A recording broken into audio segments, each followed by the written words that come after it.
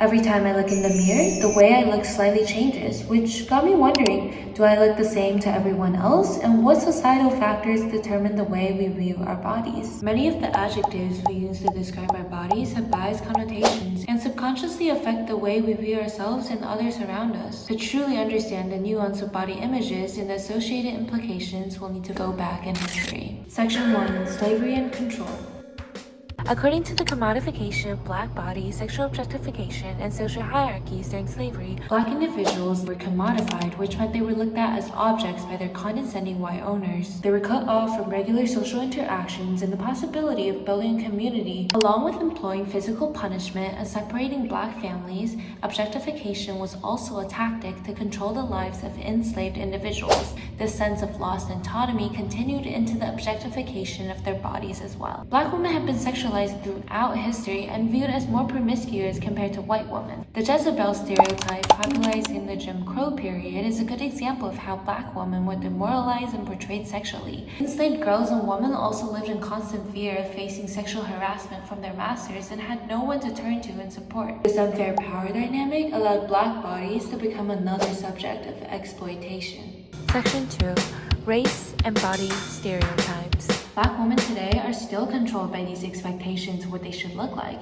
Studies show that media portrayal of white beauty standards are detrimental to their mental health. In the 1950s came Zulu Lulus, which were sticks used for stirring drinks that were shaped like naked silhouettes of Black women in different age ranges. One version read, quote, nifty at 15, spiffy at 20, sizzling at 25, perky at 30, declining at 35, droopy at 40. Black women's bodies were regarded as casual jokes, highlighting the awfully demeaning and racist language used towards them. According to this journal article, these controlling images of Black women still exist today in the form of cultural expectations for them to look naturally thick. Specifically, the ideal is described as a voluptuous Black female body with ample durae, hips, and thighs. Many popular Black female artists today, like Cardi B, Nicki Minaj, Ice Spice, are the embodiment for this body type, making Black women feel like they have to fit a certain look, which is another type of modern oppression. And many other objectifying stereotypes exist in American society today, not just pertaining to Black women. One prominent example is the dumb blonde and bimbo trope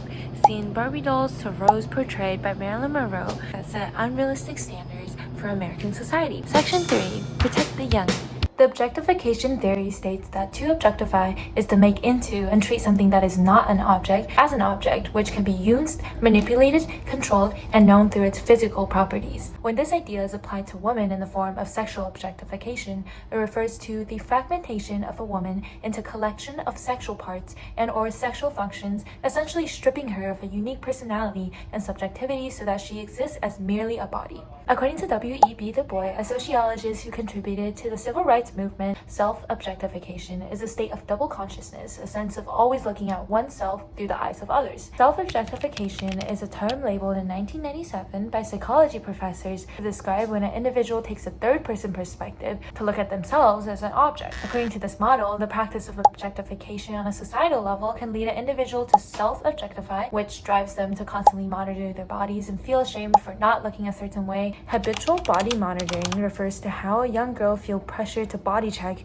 whether it's making sure they haven't gained weight or checking for flaws that heighten the risk for eating disorders. Changes in their body such as weight gain or muscle loss or even regular body functions like losing period blood can make them feel insecure and affect their mood, causing them to feel anxious or unhappy. Body checking takes a lot of mental and emotional energy, making it hard for young girls to enjoy life and spend time with family and friends. According to an entry from the Miss magazine, a 1998 study asked two groups of women to take a math exam, one group in swimsuits and the other in sweaters. The swimsuit wearers, distracted by body concerns, performed significantly worse than their peers in sweaters. The APA discovered that young girls who have not yet even gone through puberty are exposed to clothing, toys, music, magazines, and shows that encourage them to be sexy or hot. Thongs are being sold in sizes for 7 to 10-year-olds. It is problematic that media is inflicting unnecessary stress in the lives of young girls who should not spend their days worrying if they're sexy or pretty enough. Even for young adults, sex also becomes stressful when girls get caught up worrying about how they look during intimate moments. This mindset of women who fall prey to self-objectification drives them to prioritize their partner's pleasure first instead of seeing sex as an act of agency to do what they want with their own bodies. According to an APA report, sexualization of women has a negative effect on emotional and mental health, increasing the rate of depression, eating disorders, and sexual development. Another negative impact is the increase in sexual violence that are perpetuated by these hypersexualized images. According to the psychology journal The Very Well Mind, the term the male gaze refers to the perspective that heterosexual men take on to look at women as objects of desire, typically in a sexual way. This is problematic because instead of sexual liberation, forms of expressing and embracing one's sexuality is becoming more restricting. Section 4. Our relationship with food. Social media platforms such as Facebook and Instagram were linked to increased levels of body dissatisfaction and symptoms of eating disorders. The most common eating disorders today include anorexia, bulimia, and binge eating disorder.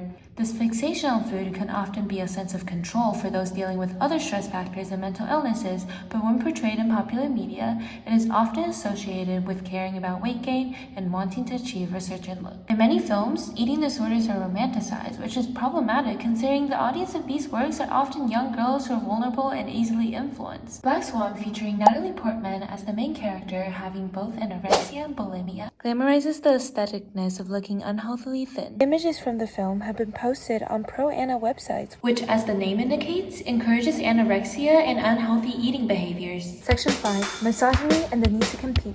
The findings of the study in the Women's Health Journal suggest social media can have a negative influence on girls' mental health when they start comparing what they look like to what they see online. A lot of those photos can be carefully curated or even edited, therefore exacerbate worries and concerns about their bodies. Recently, a trend went viral on TikTok called Why Girls Hate Me that revolves around conventionally attractive young women, usually white and lean, claiming that other girls dislike them because they're too pretty. While some appreciate the confidence and the humor in those videos, others criticize them for promoting toxicity and pitting women against each other. The Chinese term 雌竞 stands for female competition, and according to Shenzhen Daily, Chinese netizens use the term to depict situations where women vie for the affection and attention of a man, both in real life and in films and shows. Throughout history, beautiful women has been viewed as sexual objects for men's pleasure and depicted as competition for other women. This way of thinking that girls need to fight over men to show a sign of self-worth is outdated and ridiculous. We've all heard the term pretty privilege for women who are considered conventionally attractive, insinuating that they can have advantages in social and professional settings, for example, getting a job or getting a favor more easily. According to a Forbes article, pretty privilege can be a double-edged sword. Being able to exchange their beauty for something else of value can create stress in terms of feeling like their beauty is the only valuable quality they have, needing to preserve how they look in order to continue receiving validation. Having this social pressure on them and feeling judged can cause negative mental health effects. It's important for these so-called pretty girls to be recognized for their inner beauty as well. In the end, every individual should be celebrated for who they are, no matter what they look like.